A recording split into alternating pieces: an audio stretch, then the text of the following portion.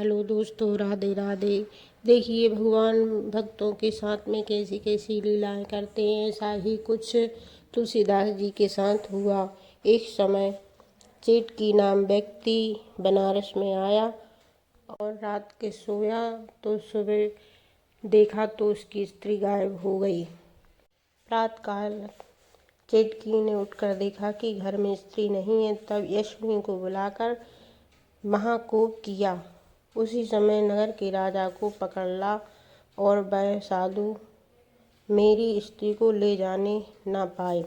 सुनते ही यक्षिणी तुरंत दौड़ी और पलंग सहित राजा को उठा लाई। और यक्षिणी ने राजा से कहा, काशी में कोई साधु न रहने पावे, सबके तिलक धुलवाइए और सबका माला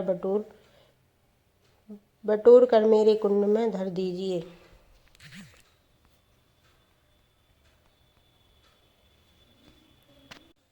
हे राजन, जो यह न करोगे तो जान लो कि तुम्हारा घर यमपुर होगा।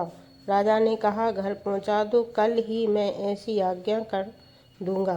राजा को तुरंत घर पहुंचाया। तब प्रातःकाल होते ही राजा ने अपनी आज्ञा दी कि सब साधुओं की माला बटोर लो, उनके तिलक जबरदस्ती धुलवा डालो, वे सब माला सिद्ध के कुंड पर पहुंचा दो और कोई बात बनाए नहीं बनेगी। यह सुनकर राजा की सेना चली और जल लेकर उनके तिलक धोने लगी।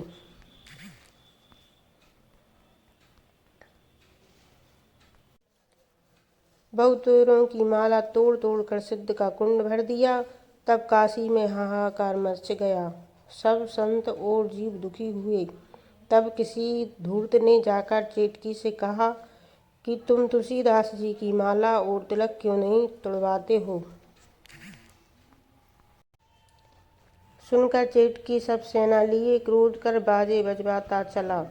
सब नगर के लोग देखने दौड़े। इधर किसी वैष्णव ने तुलसीदास जी के पास आकर कहा कि तुम्हारी माला कंठी तोड़ने को चेटकी आता है। तुलसीदास जी ने कहा कि जिसकी यह माला तिलक है वही इस बात को जाने। जब चेटकी कुटी के निकट आया तब एक बड़ी आंधी आई। सब सेना उड़कर गंगा में गिरी। चेटकी को भी शरीर की सुध न रही।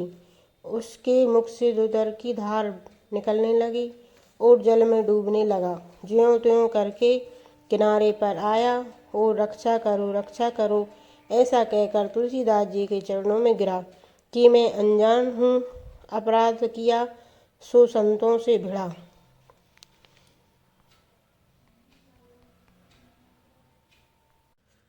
हमारा अपराध क्षमा करो। तुलसीदास जी करुणा के स्थान हैं। तब गोसाई जी ने मुस्कुराकर कहा, संतों की तुम दासों के समान सेवा करो और 1 वर्ष तक साधुओं की जूठन खाओ, तब पवित्र होगे। इसमें असत्य नहीं है।